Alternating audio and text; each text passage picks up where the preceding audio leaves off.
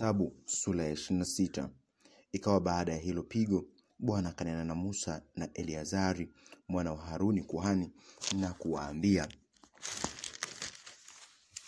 fanya jumla ya mkutano wote wa wana wa Israeli tangu umri wa miaka 20 na zaidi kwa nyumba za baba zao, hao wote katika Israeli wawezao kutoka kuenenda vitani. Kisha Musa na Eleazari kuhani wakanena nao katika nchi tambarare za Moabu karibu na mto wa Yordani huko Yeriko, wakawaambia, fanyeni jumla ya watu tangu umri wa miaka 20 na zaidi kama Bwana alivyomwagiza Musa na wana wa Israeli hao waliotoka nchi ya Misri. Reubeni mzaliwa wa kwanza wa Israeli, wana wa Reubeni, wa Hanok jamaa ya wa Hanok, na Waparu jamaa ya Waparu, na wa Heslon jamaa ya wa Heslon, na wa Kalmi jamaa ya wa Kalmi. Hizi ndizo jamaa za wa Reubeni, na hao waliohesabiwa kwao walikuwa 43,730. Na wana wa Paru Eliabu, na wana wa Eliabu Nemueli na Dathan na Abiram. Hawa ndio Dathan na Abiram waliochaguliwa na mkutano, ambao walishindana na Musa na Haruni katika mkutano wa Kora, hapo waliposhindana na Bwana. Nchi ikafunua kinywa chake na kuwameza pamoja na Kora. Mkutano huo ulipokufa, wakati moto ulipowateketeza watu 250, nao wakawa ishara. Pamoja na hayo, hao wana wa Kora hawakufa. Na wana wa Simeoni kwa jamaa zao, wa Yemueli jamaa ya Wayemueli, na wa Yamin jamaa ya Wayamin, na Yakin jamaa ya Wayakin, wa Sohari jamaa ya Wasohari, wa Shauri jamaa ya Washauli. Hizi ndizo jamaa za wa Simeoni, watu 22,200. Na wana wa Gadi kwa jamaa zao, wa Sifoni jamaa ya Wasifoni, Wahagi jamaa ya Wahagi, wa Shun jamaa ya Washun, wa Ezbon jamaa ya Waezbon, wa Eri jamaa ya Waeri, wa Arodi jamaa ya Waarod, wa Areli jamaa ya Waarel. Hizi ndizo jamaa za wana wa Gadi kama waliohesabiwa kwao, 40,500. Na wana wa Yuda Eri na Onani, na hao Eri na Onani wakafa katika nchi ya Kanaani. Na wana wa Yuda kwa jamaa zao, kwa Washera jamaa ya Washera, wa Peres jamaa ya Waperes, wa Zera jamaa ya Wazera. Na wana wa Peres walikuwa wa Hezron jamaa ya Wahezron, wa Hamuri jamaa ya Wahamul. Hizi ndizo jamaa za Yuda kama waliohesabiwa kwao, 76,500. Na wana wa Isakari kwa jamaa zao, wa Kora jamaa ya Wakola, wa Puva jamaa ya Wapuva, na wa Shubu jamaa ya Washubu, wa Shimron jamaa ya Washimron. Hizi ndizo jamaa za Isakari kama waliohesabiwa kwao, 64,300. Na wana wa Zabuloni kwa jamaa zao, wa Seredi jamaa ya Waseredi, wa Eron jamaa ya Waeron, wa Yaleeli jamaa ya Yaleeli. Hizi ndizo jamaa za Wazabuloni kama waliohesabiwa kwao, 60,500.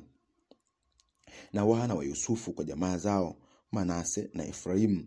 Wana wa Manase, wa Makiri jamaa ya Wamakiri, na Makiri akamzaa Gileadi, na Gileadi jamaa ya Wagileadi. Hawa ndio wana wa Gileadi, wa Abiezeri jamaa ya Waabiezeri, wa Hereki jamaa ya Wahereki, na wa Aslieli jamaa ya Waaslieli, na wa Shekem jamaa ya Washekem, na wa Shemida jamaa ya Washemida, na wa Heferi jamaa ya Waheferi. Na Serofehad mwana wa Heferi hakuwa na wana waume isipokuwa wa kike. Na majina ya hao binti za Serofehad ni haya: Mala na Noa na Hogla na Milka na Tirsa. Hizi ndizo jamaa za Manase, na waliohesabiwa kwao walikuwa ni 52,700. Na wana wa Efraimu kwa jamaa zao, wa Shuthera jamaa ya Washuthera, wa Beredi jamaa ya Waberedi, wa Tahath, jamaa ya Watahath, na wana wa Shuthera ni hawa wa Eran, jamaa ya Waeran. Hizi ndizo jamaa za wana wa Efraimu kama waliohesabiwa kwao 32,500. Hao ndio wana wa Yusufu kwa jamaa zao. Na wana wa Benyamini kwa jamaa zao: wa Bela, jamaa ya Wabela, na wa Ashbel, jamaa ya Waashbel, wa Ahiram, jamaa ya Waahiram, wa Shufam, jamaa ya Washufam, wa Hufam, jamaa ya Wahufam. Na wana wa Bera walikuwa Aldi na Naaman, wa Aldi jamaa ya Waaldi, wa Naaman jamaa ya Wanaaman. Hao ndio wana wa Benyamini kwa jamaa zao, na waliohesabiwa kwao walikuwa 45,600. Na wana wa Dan ni hawa kwa jamaa zao: wa Shuham, jamaa ya Washuham. Hizi ndizo jamaa za Dani kwa jamaa zao. Jamaa zote za Washuham kama waliohesabiwa kwao walikuwa 64,400. Na wana wa Asheri kwa jamaa zao: wa Imna, jamaa ya Waimna, wa Ishvi, jamaa ya Waishvi, wa Beria, jamaa ya Waberia, wa wana wa Beria wa Heberi, jamaa ya Waheberi, wa Malikieli, jamaa ya Wamalikieli. Na jina la binti wa Asheri aliitwa Sera. Hizi ndizo jamaa za wana wa Asheri kama waliohesabiwa kwao 53,400. Na wana wa Naftali kwa jamaa zake: wa Yaseeli, jamaa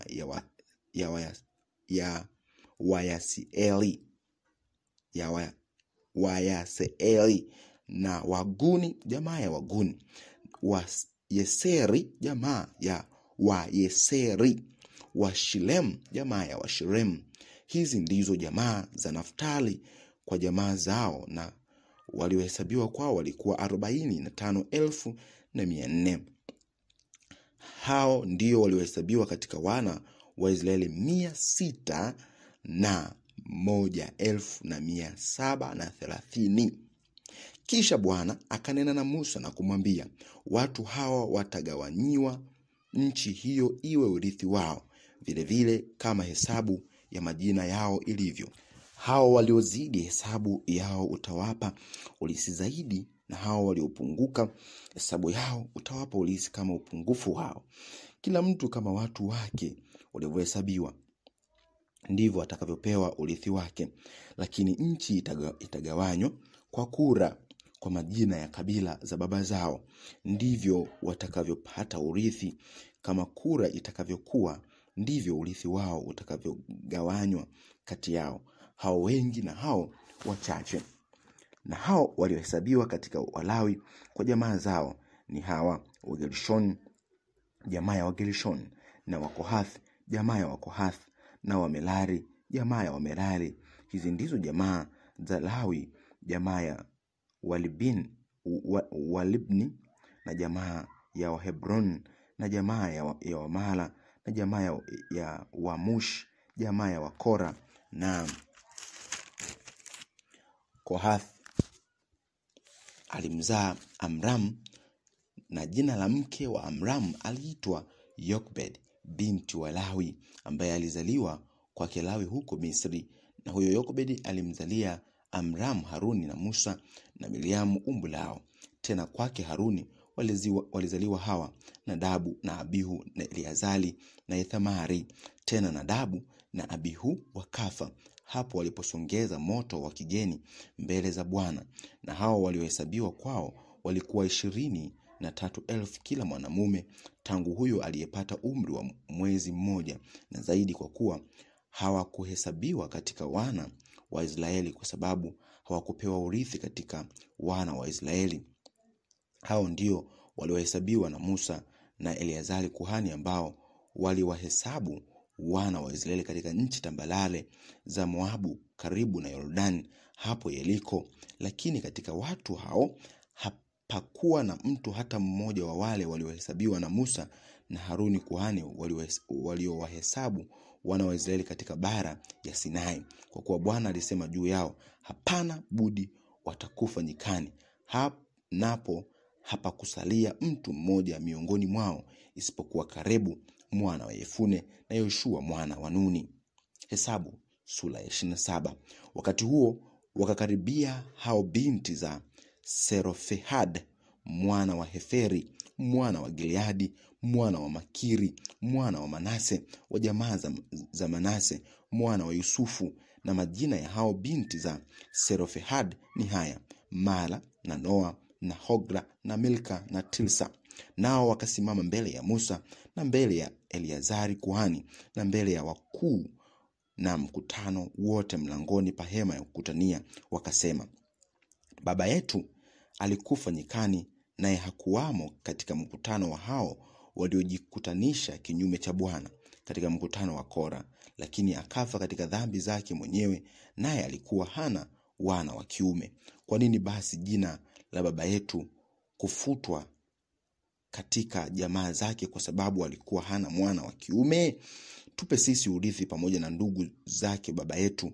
Basi Musa akaleta neno lao mbele ya Bwana. Bwana akanena na Musa na kumwambia, hao binti za Serofehad wananena lililo haki. Kweli utawapa milki ya urithi pamoja na ndugu za baba yao, nawe utawapa urithi wa baba yao. Kisha utanena na wana wa Israeli na kuwaambia, mtu akifa naye hana mwana wa kiume, ndipo utampa binti yake urithi wake. Tena ikiwa hana binti, mtawapa nduguze urithi wake. Na ikiwa hana ndugu, mtawapa ndugu za babaye huo urithi wake. Tena ikiwa babaye hana ndugu, utampa huyo aliye karibu naye katika jamaa zake huo urithi wake, naye atakuwa nao. Na neno hili litakuwa ni amri ya hukumu kwa wana wa Israeli, kama Bwana alivyomwagiza Musa. Bwana akamwambia Musa, panda wewe juu ya mlima huu wa Abarimu, uitazame nchi niliyowapa wana wa Israeli, na ukiisha kuiona wewe, nawe utakusanyika pamoja na baba zako kama Haruni ndugu yako alivyokusanyika, kwa sababu mliasi juu ya neno langu katika jangwa la Sini wakati wa mateto ya mkutano, wala hamkunistahi hapo majini mbele ya macho yao. Maji hayo ndiyo maji ya Meriba ya Kadesh katika jangwa la Sini. Musa akanena na Bwana akisema, Bwana Mungu wa roho zao wenye mwili wote, na aweke mtu juu ya mkutano atakaye toka mbele yao na kuingia mbele yao, atakayewaongoza watokapo na kuwaleta ndani, ili mkutano wa Bwana wasiwe kama kondoo wasio na mchungaji. Bwana akamwambia Musa, mtwae Yoshua mwana wa Nuni, mtu mwenye roho ndani yake, ukamwekee mkono wako, kisha ukamweke mbele ya Eleazari kuhani na mbele ya mkutano wote, ukampe mausia mbele ya macho yao. Nawe utaweka juu yake sehemu ya heshima yako, ili mkutano wote wa wana wa Israeli wapate kutii. Naye atasimama mbele ya Eleazari kuhani, naye atamuulizia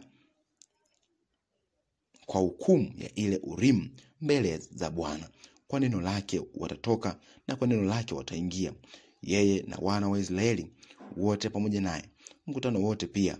Musa akafanya kama Bwana alivyomwamuru, akamtoa Yoshua akamweka mbele ya Eleazari kuhani na mbele ya mkutano wote, kisha akaweka mikono yake juu yake, akampa mausia kama Bwana alivyosema kwa mkono wa Musa. Hesabu sura 28. Kisha Bwana akanena na Musa na kumwambia, waagize hao wana wa Israeli uwaambie, matoleo yangu, chakula changu cha sadaka zangu zisongezwazo kwa moto za harufu ya kupendeza kwangu mimi, mtaangalia kuzisongeza kwangu wakati wake upasao. Nawe utawaambia, hii ndiyo sadaka isongezwayo kwa moto mtakayomsongezea Bwana: wana kondoo waume wa mwaka wa kwanza wakamilifu 2, kila siku wawe sadaka ya kuteketezwa ya siku zote. Mwana kondoo mmoja utamsongeza asubuhi, na mwana kondoo wa pili utamsongeza jioni, pamoja na sehemu ya 10 ya efa ya unga mwembamba kuwa sadaka ya unga uliochanganywa, na robo ya hini ya mafuta ya kupondwa ni sadaka ya kuteketezwa ya siku zote iliyoamriwa huko katika mlima wa Sinai, iwe harufu ya kupendeza. Sadaka ya kusongezwa kwa Bwana kwa moto na sadaka yake ya kinywaji itakuwa robo ya hini kwa mwana kondoo mmoja. Hiyo sadaka ya kinywaji ya kileo utamiminia Bwana katika mahali hapo patakatifu, na mwana kondoo wa pili utamsongeza wakati wa jioni kama ile sadaka ya unga iliyosongezwa asubuhi, na kama sadaka yake ya kinywaji ndivyo utakavyoisongeza. Ni sadaka ya kusongezwa kwa moto, ni harufu ya kupendeza kwa Bwana. Tena katika siku ya Sabato watasongezwa wanakondoo wawili waume wa mwaka wa kwanza wakamilifu, pamoja na sehemu ya 12 za efa za unga mwembamba kuwa sadaka ya unga uliochanganywa na mafuta, pamoja na sadaka yake ya kinywaji. Hii ndiyo sadaka ya kuteketezwa ya kila Sabato, zaidi ya hiyo sadaka ya kuteketezwa ya siku zote, pamoja na sadaka yake ya kinywaji. Tena katika mianzo ya miezi yenu mtamsongezea Bwana sadaka ya kuteketezwa, nayo ni ng'ombe waume wadogo wawili na kondoo mume mmoja, na wana kondoo waume wa mwaka wa kwanza wakamilifu 7, pamoja na sehemu ya 13 za efa za unga mwembamba kuwa sadaka ya unga uliochanganywa na mafuta kwa kila ng'ombe, na sehemu ya 12 za unga mwembamba kuwa sadaka ya unga uliochanganywa na mafuta kwa huyo kondoo mume mmoja, na sehemu ya 11 ya unga mwembamba uliochanganywa na mafuta kuwa sadaka ya unga kwa kila mwana kondoo kuwa sadaka ya kuteketezwa ya harufu ya kupendeza. Ni sadaka iliyosongezwa kwa Bwana kwa njia ya moto. Tena sadaka zake za vinywaji zitakuwa nusu ya hini ya divai kwa ng'ombe, na sehemu ya 3 ya hini kwa kondoo mume, na robo ya hini kwa mwana kondoo. Hii ndiyo sadaka ya kuteketezwa ya kila mwezi katika miezi yote ya mwaka.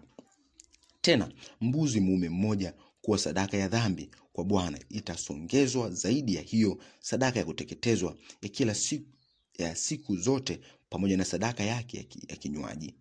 Tena mwezi wa kwanza siku ya 14 ya mwezi ni Pasaka ya Bwana. Siku ya 15 ya mwezi huo patakuwa na sikukuu, mkate usiotiwa chachu utaliwa muda wa siku 7. Siku ya kwanza patakuwa na kusanyiko takatifu, hamtafanya kazi yoyote ya utumishi, lakini mtaisongeza sadaka kwa njia ya moto, sadaka ya kuteketezwa kwa Bwana.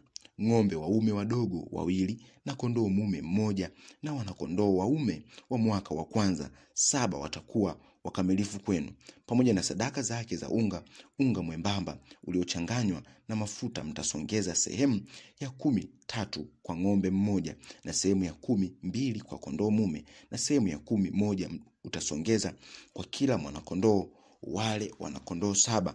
Tena mtasongeza mbuzi mume mmoja kuwa sadaka ya dhambi, ili kufanya upatanisho kwa ajili yenu. Mtasongeza wanyama hao zaidi ya hiyo sadaka ya kuteketezwa ya asubuhi iliyo sadaka ya kuteketezwa ya siku zote. Mtasongeza sadaka kwa mfano huu kila siku muda wa siku 7. Chakula cha sadaka iliyosongezwa kwa moto ya harufu ya kupendeza kwa Bwana itasongezwa zaidi ya hiyo sadaka ya kuteketezwa ya siku zote, pamoja na sadaka yake ya kinywaji. Na siku ya 7 mtakuwa na kusanyiko takatifu, hamtafanya kazi yoyote ya utumishi. Tena katika siku ya marimbuko, hapo mtakapomsongezea Bwana sadaka ya unga mpya katika sikukuu yenu ya majuma, mtakuwa na kusanyiko takatifu, hamtafanya kazi yoyote ya utumishi, lakini mtasongeza sadaka ya kuteketezwa kuwa harufu ya kupendeza kwa Bwana. Ng'ombe waume wadogo wawili, kondoo mume mmoja, na wana kondoo waume wa mwaka wa kwanza 7, pamoja na sadaka zake za unga mwembamba uliochanganywa na mafuta, sehemu ya 13 kwa kila ng'ombe, na sehemu ya 12 kwa kondoo mume, na sehemu ya 11 kwa kila mwana kondoo wa wale wana kondoo 7, na mbuzi mume mmoja, ili kufanya upatanisho kwa ajili yenu. Zaidi ya hiyo sadaka ya kuteketezwa ya siku zote na sadaka yake ya unga, mtasongeza wanyama hao, watakuwa wakamilifu kwenu, pamoja na sadaka zake za vinywaji. Tena mwezi, Hesabu sura ya 29. Tena mwezi wa 7, siku ya kwanza ya mwezi, mtakuwa na kusanyiko takatifu. Hamtafanya kazi yoyote ya utumishi. Ni siku ya kupiga tarumbeta kwenu, nanyi mtasongeza sadaka ya kuteketezwa kwa harufu ya kupendeza kwa Bwana. Ng'ombe mume mdogo mmoja na kondoo mume mdogo mmoja wa wana kondoo waume wa mwaka wa kwanza wakamilifu 7, pamoja na sadaka yake ya unga mwembamba uliochanganywa na mafuta, sehemu ya 10 kwa ng'ombe, sehemu ya 10 kwa kondoo mume, na sehemu ya 10 kwa kila mwanakondoo katika wale wanakondoo 7, na mbuzi mume mmoja kuwa sadaka ya dhambi, ili kufanya upatanisho kwa ajili yenu. Zaidi ya hiyo, sadaka ya kuteketezwa ya kuandama mwezi, na sadaka yake ya unga, na hiyo sadaka ya kuteketezwa ya siku zote, na sadaka yake ya unga, na sadaka zake za vinywaji, kama ilivyo amri yake kuwa harufu ya kupendeza, ni sadaka iliyosongezwa kwa Bwana kwa moto.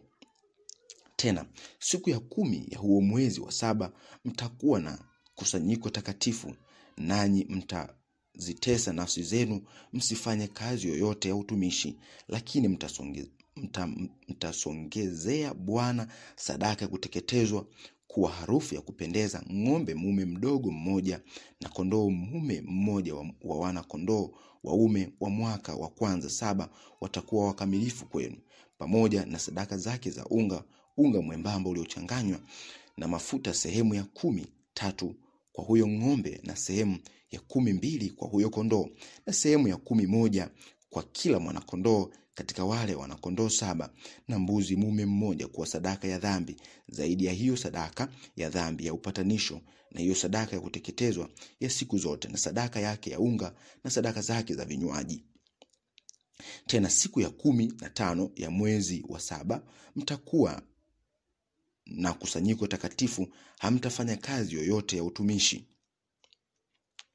nanyi mtamfanyia Bwana sikukuu muda wa siku 7, nanyi mtasongeza sadaka ya kuteketezwa, sadaka isongezwayo kwa moto, harufu ya kupendeza kwa Bwana, ng'ombe waume wadogo 13 na kondoo waume 2 na wana kondoo waume wa mwaka wa kwanza 14, wote watakuwa wakamilifu, pamoja na sadaka zake za unga mwembamba uliochanganywa na mafuta, sehemu ya 13 kwa kila ng'ombe katika wale 13, na sehemu ya 12 kwa kila kondoo katika hao kondoo waume 2, na sehemu ya 11 kwa kila mwana kondoo katika wale wanakondoo 14, na mbuzi mume mmoja kuwa sadaka ya dhambi. Zaidi ya hiyo, sadaka ya kuteketezwa ya siku zote, na sadaka yake ya unga, na sadaka yake ya kinywaji. Tena siku ya 2 mtasongeza ng'ombe waume wadogo 12 na kondoo waume 2 na wana kondoo waume wa mwaka wa kwanza 14 wakamilifu, pamoja na sadaka yake ya unga, na sadaka zake za vinywaji, kwa hao ng'ombe na kwa hao kondoo, na kwa wale wana kondoo kama hesabu yao ilivyo, kwa kuandama hiyo amri, na mbuzi mume mmoja kwa sadaka ya dhambi. Zaidi ya hiyo, sadaka ya kuteketezwa ya siku zote, na sadaka yake ya unga, na sadaka zake za vinywaji. Tena siku ya 3 mtasongeza ng'ombe waume 11 na kondoo waume 2 na wana kondoo waume wa mwaka wa kwanza wakamilifu 14, pamoja na sadaka yake ya unga, na sadaka zake za vinywaji, kwa hao ng'ombe na kwa hao kondoo, na kwa wale wana kondoo kama hesabu yao ilivyo, kwa kuiandama amri, na mbuzi mume mmoja kuwa sadaka ya dhambi. Zaidi ya hiyo, sadaka ya kuteketezwa ya siku zote, na sadaka yake ya unga, na sadaka yake ya kinywaji. Tena siku ya 4 mtasongeza ng'ombe waume 10 na kondoo waume 2 na wana kondoo waume wa mwaka wa kwanza wakamilifu 14, na sadaka yake ya unga, na sadaka zake za vinywaji, kwa hao ng'ombe na kwa hao kondoo na kwa wale wanakondoo kama hesabu yao ilivyo, kwa kuiandama amri, na mbuzi mume mmoja kuwa sadaka ya dhambi zaidi ya hiyo sadaka ya kuteketezwa ya siku zote, na sadaka yake ya unga na sadaka yake ya kinywaji. Tena siku ya 5 mtasongeza ng'ombe waume 9 na kondoo waume 2 na wanakondoo waume wa mwaka wa kwanza wakamilifu 14, pamoja na sadaka yake ya unga na sadaka zake za vinywaji, kwa hao ng'ombe na kwa hao kondoo na kwa wale wanakondoo kama hesabu yao ilivyo, kwa kuiandama amri, na mbuzi mume mmoja kuwa sadaka ya dhambi zaidi ya hiyo sadaka ya kuteketezwa ya siku zote, na hiyo sadaka yake ya unga na sadaka yake ya kinywaji. Tena siku ya 6 mtasongeza ng'ombe waume 8 na kondoo waume 2 na wanakondoo waume wa mwaka wa kwanza wakamilifu 14, pamoja na sadaka yake ya unga na sadaka zake za vinywaji, kwa hao ng'ombe na kwa hao kondoo na kwa wale wanakondoo kama hesabu yao ilivyo, kwa kuiandama amri, na mbuzi mume mmoja kuwa sadaka ya dhambi zaidi ya hiyo sadaka ya kuteketezwa ya siku zote, na hiyo sadaka yake ya unga na sadaka yake ya kinywaji.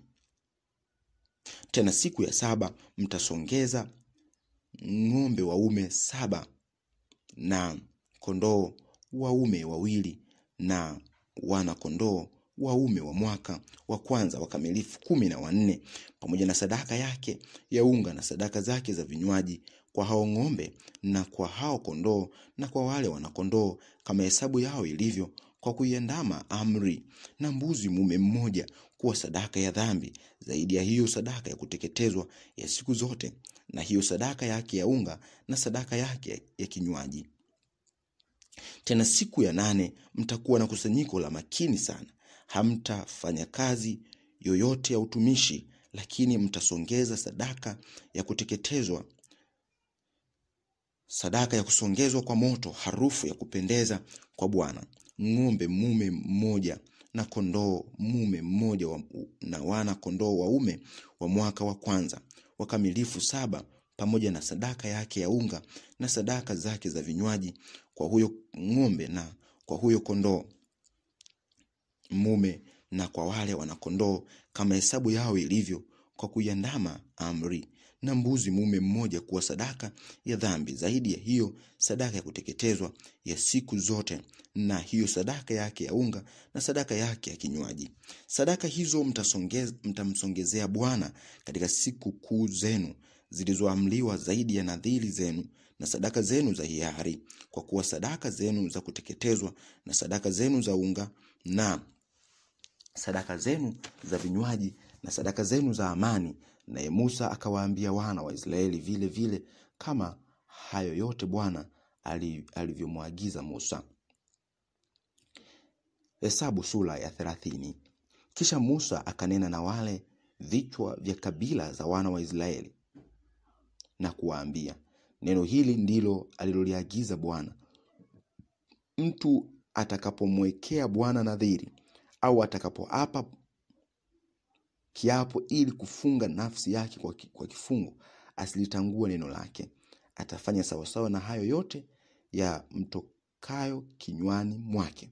Tena mtu mke atakapomwekea Bwana nadhiri na kufunga nafsi yake kwa kifungo, naye aketi katika nyumba ya babaye katika ujana wake, babaye naye akasikia nadhiri yake na kile kifungo chake alichofungia nafsi yake, na babaye akamnyamazia, ndipo nadhiri zake zote zitathibitika na kila kifungo alichofungia nafsi yake kitathibitika.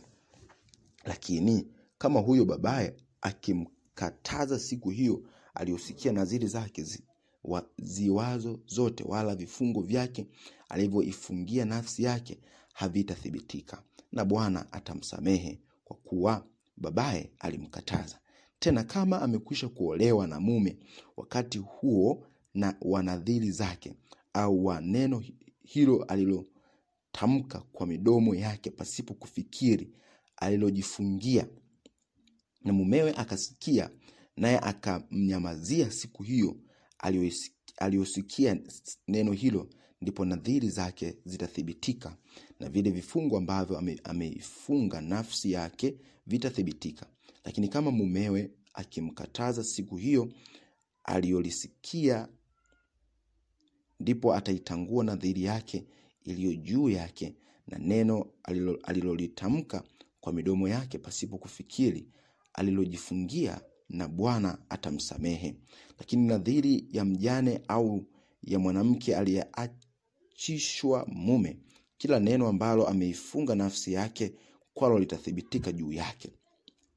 Tena kama aliweka nadhiri nyumbani mwa mumewe, au kama aliifunga nafsi yake kwa kifungo pamoja na kiapo, na mumewe alisikia akamnyamazia wala hakumkataza, ndipo nadhiri zake zote zitathibitika na kifungo alichojifungia kitathibitika. Lakini kama mumewe alizibatilisha na kuzitangua siku hizo alizozisikia, ndipo kila neno lililotoka midomoni mwake katika hizo nadhiri zake, au katika kila kifungo cha nafsi yake halitathibitika.